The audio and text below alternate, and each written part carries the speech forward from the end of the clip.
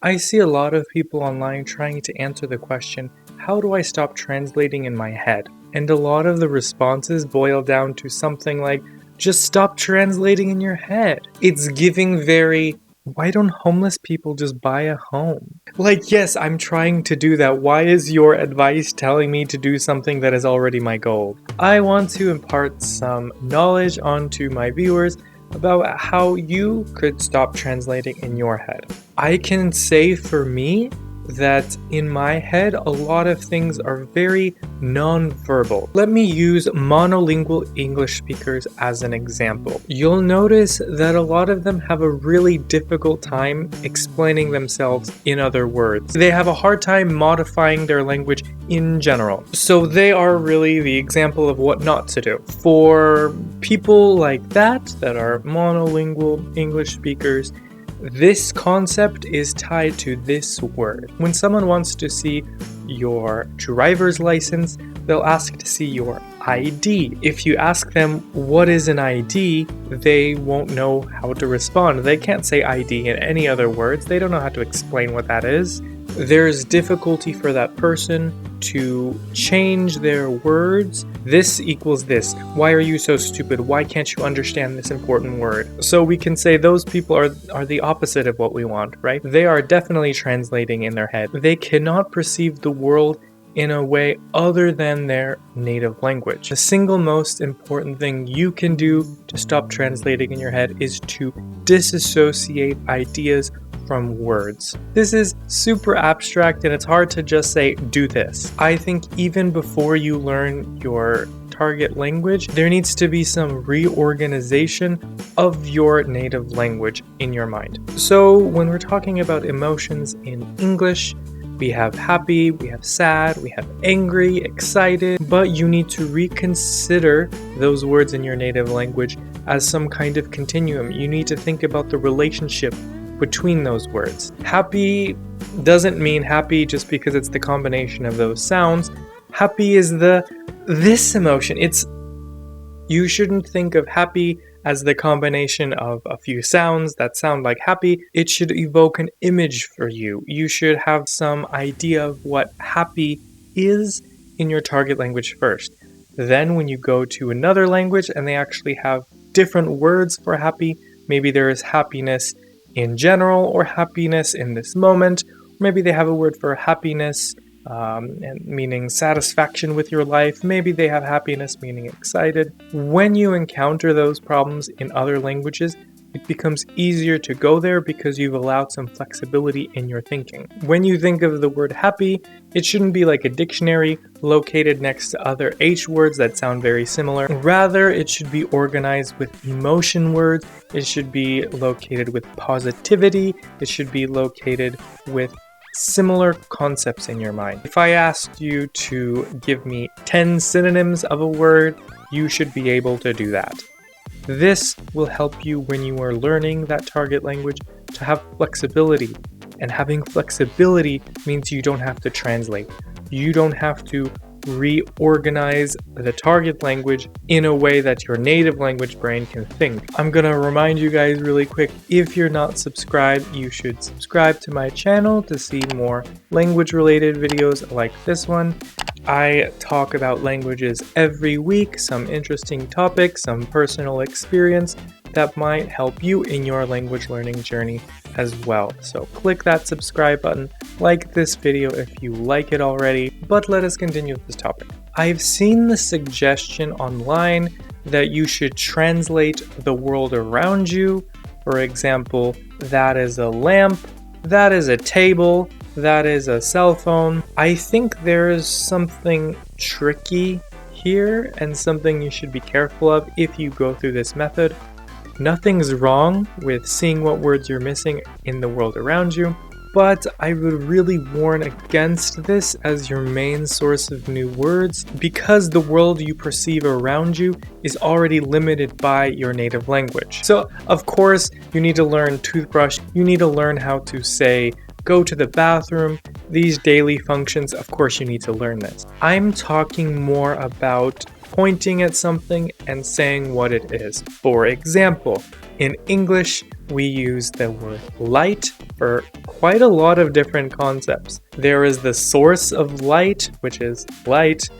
There's the light in my room, which could be another word. There is the device that gives off light. That is also light in English.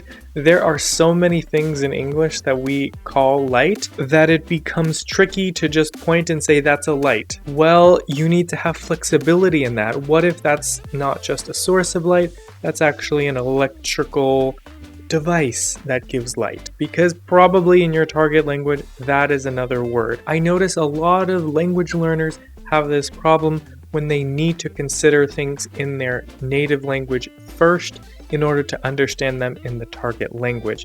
But actually, sometimes those concepts are completely separate.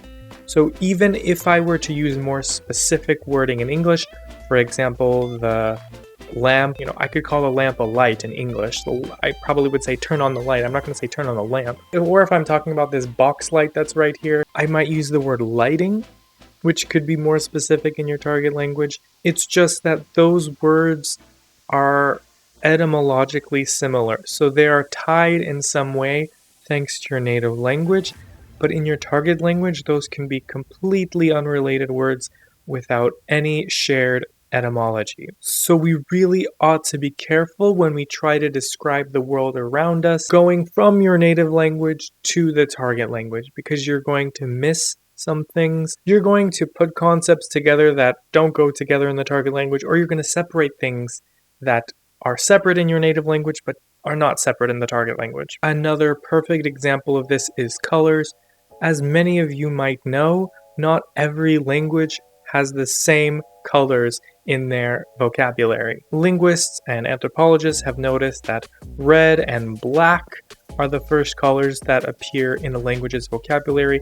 As things go on, it's very predictable which word they're going to develop next. For a lot of major languages, they don't differentiate between blue and green.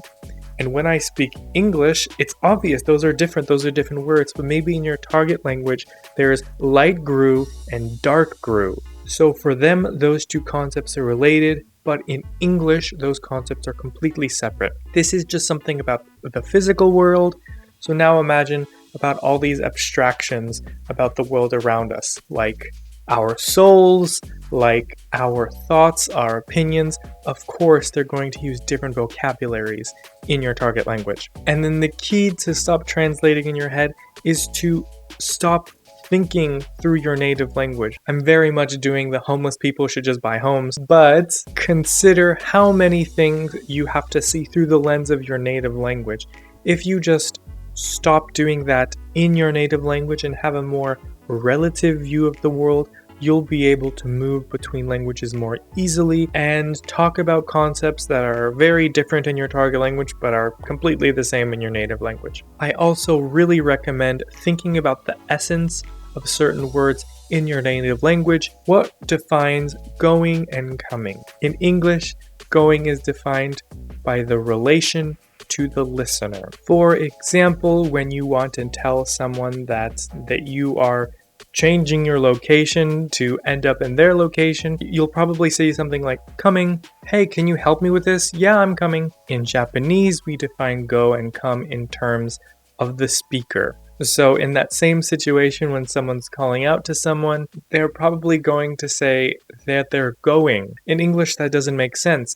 We have those words go and come in English. Japanese has those words go and come, but we use them in different ways. So we can conclude from this that you really ought to be paying attention to what is the essence of certain words in your language. What really defines that word? And for this, you actually have to have a pretty strong understanding of your native language first. Very often, when you have a difficult time understanding a concept in your target language, it's because you don't understand that you have some underlying assumptions about your native language. You need to have the flexibility to think in a very meta way about the world around you. Why did I use that word?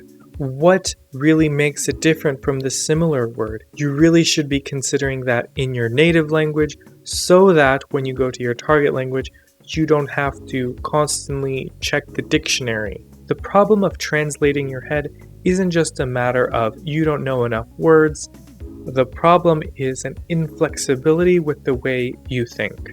Of course, it's also helpful to practice a lot, to be able to recall words quickly. That also helps with translation, but there are some people who are very quick at recalling but still translate in their head. I think this is their issue. They don't have enough flexibility with their native language, so they need to consider everything in the way that they do in their native language. If there's one piece of information you take from this video, it should be that if you can modify a definition that you've known for years, that is the single most important thing that will determine whether you will sound natural in your target language. So that's really it. That's my wisdom of the week. You really should be astral projecting when it comes to your target language and really take a meta look at how you think of language. If your mind works like Google Translate, I input this word and I output that word, input this word, output that word, you're never going to sound natural. You need to be really thinking in a meta way of the world around you. You can find my social media in the links below. I started a Twitter account recently. I'm not sure what I'm going to do with it. I guess I can do smaller language updates. I don't know. We'll see. I do recommend following my Instagram, where I show what I'm doing in my languages every single day. You can also read some articles I've written about language learning on my website at studywithalex.com. That's all for today. Keep astral projecting when you're learning languages, and you'll do great. I'll see you next week for another video, alright? Auf Wiedersehen!